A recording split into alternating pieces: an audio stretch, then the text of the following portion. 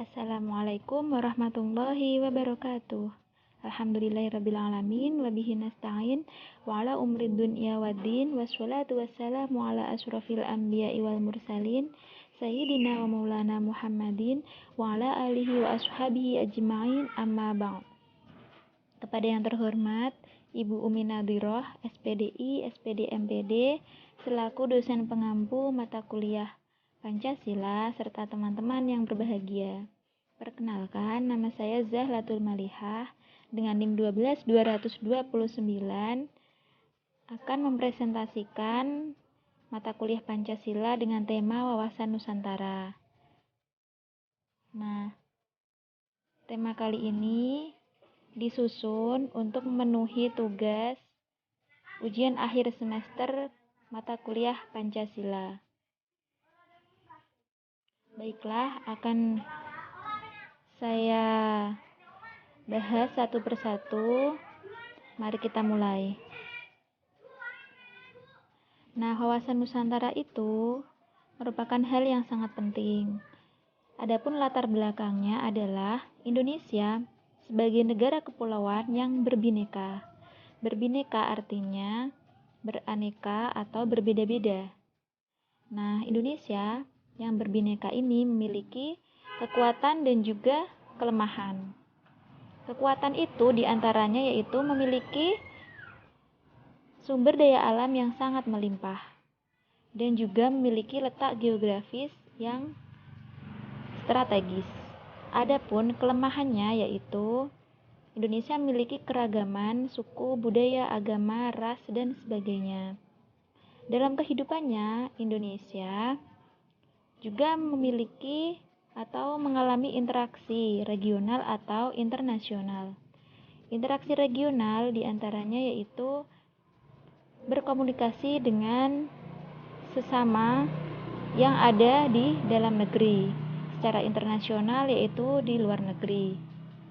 Dengan demikian harus memiliki pedoman bangsa dalam wawasan nasional. Wawasan nasional ini yaitu yang disebut wawasan Nusantara.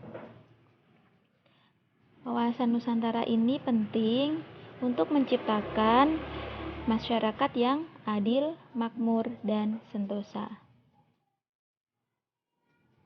Yang selanjutnya yaitu pembahasan. Pembahasan di sini yaitu pengertian dan unsur dasar wawasan Nusantara.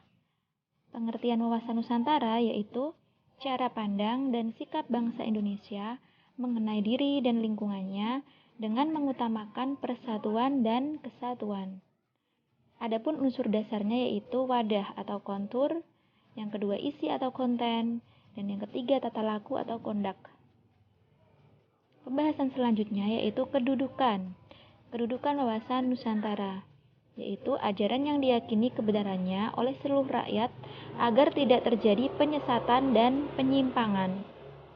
Yang kedua yaitu fungsinya sebagai pedoman, motivasi, dorongan, serta rambu-rambu dalam menentukan segala kebijaksanaan, keputusan, tindakan, dan perbuatan bagi penyelenggara negara dalam kehidupan bermasyarakat, berbangsa, dan bernegara. Tujuan dari wawasan Nusantara yaitu mewujudkan nasionalisme yang tinggi di segala aspek kehidupan rakyat Indonesia yang lebih mengutamakan kepentingan nasional. Pembahasan yang selanjutnya yaitu tentang wawasan nasional Indonesia. Wawasan Nusantara sebagai wawasan nasional Indonesia merupakan cara pandang dan sikap bangsa Indonesia mengenai diri dan lingkungannya yang serba beragam dan bernilai strategis dengan mengutamakan persatuan dan kesatuan wilayah dan tetap menghargai serta menghormati kebinekaan dalam setiap aspek kehidupan untuk mencapai tujuan nasional. Nah, wawasan nasional Indonesia ini dibentuk dan dijiwai paham kekuasaan, geopolitik, dan dasar pemikiran wawasan nasional yang dipakai negara Indonesia. Dasar pemikiran wawasan nasional Indonesia, yang pertama, pemikiran berdasarkan falsafah Pancasila. Yang kedua, aspek sosial budaya. Ketiga, aspek kesejarahan. Yang keempat, aspek kewilayahan. Nah, pada tanggal 13 Desember 1957, pemerintah mengeluarkan deklarasi Juanda yang isinya segala perairan di sekitar, di antara dan yang menghubungkan pulau-pulau atau bagian pulau-pulau yang termasuk daratan negara Republik Indonesia dengan tidak memandang luas atau lebarnya adalah bagian-bagian yang wajar daripada wilayah daratan negara Republik Indonesia, dan dengan demikian merupakan bagian dari perairan nasional yang berada di bawah kedaulatan mutlak daripada negara Republik Indonesia. Nah, deklarasi Juanda ini memiliki isi tujuan sebagai berikut. Isinya, batas laut teritorial Indonesia yang sebelumnya 3 mil diperlebar menjadi 12 mil, diukur dari garis yang menghubungkan titik-titik ujung terluar pada pulau-pulau dari wilayah negara Indonesia pada saat air laut surut. Nah, adapun tujuannya, perwujudan bentuk wilayah negara kesatuan Republik Indonesia yang bulat dan utuh. Penentuan batas-batas wilayah negara Indonesia disesuaikan dengan asas negara kepulauan. Peraturan lalu lintas damai pelayaran yang lebih menjamin keselamatan dan keamanan negara kesatuan Republik Indonesia. Nah, wilayah perairan laut Indonesia menurut PBB tahun 1982 yaitu yang pertama zona laut teritorial, lalu zona landas kontinen, yang ketiga zona ekonomi eksklusif atau ZEE. Pembahasan yang selanjutnya yaitu tentang implementasi wawasan Nusantara. Yang pertama secara politik, yaitu menciptakan iklim negara yang sehat dan dinamis, mewujudkan pemerintahan yang kuat, aspiratif, dan dipercaya. Yang kedua, secara ekonomi, menciptakan tatanan ekonomi yang benar-benar menjamin pemenuhan dan peningkatan kesejahteraan dan kemakmuran rakyat secara merata dan adil.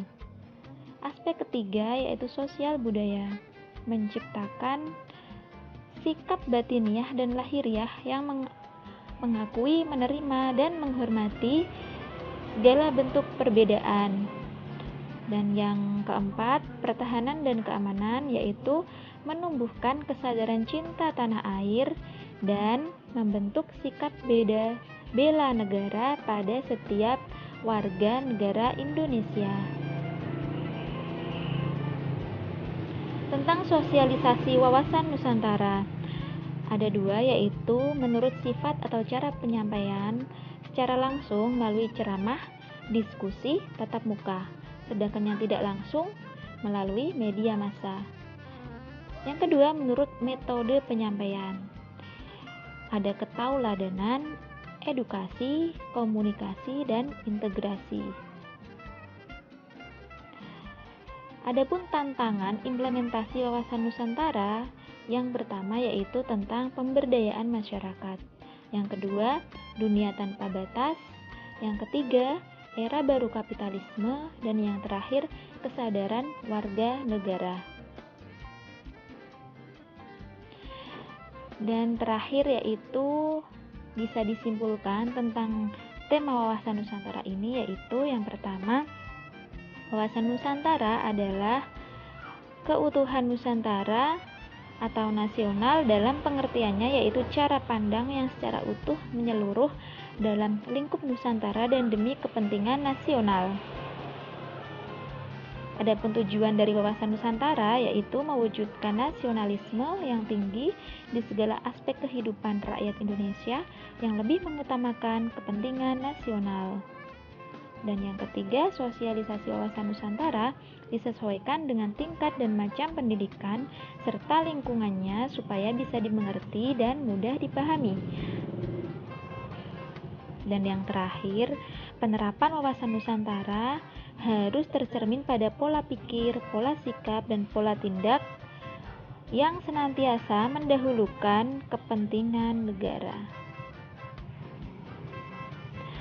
Demikian presentasi dari saya tentang wawasan Nusantara. pada kesempatan kali ini. Terima kasih atas perhatiannya. Mohon maaf apabila ada kesalahan kata dan tutur kata. Semoga presentasi sederhana ini bermanfaat. Akhirul kalam, wallahul muwaffiq ila aqwamit thoriq. Wassalamualaikum warahmatullahi wabarakatuh.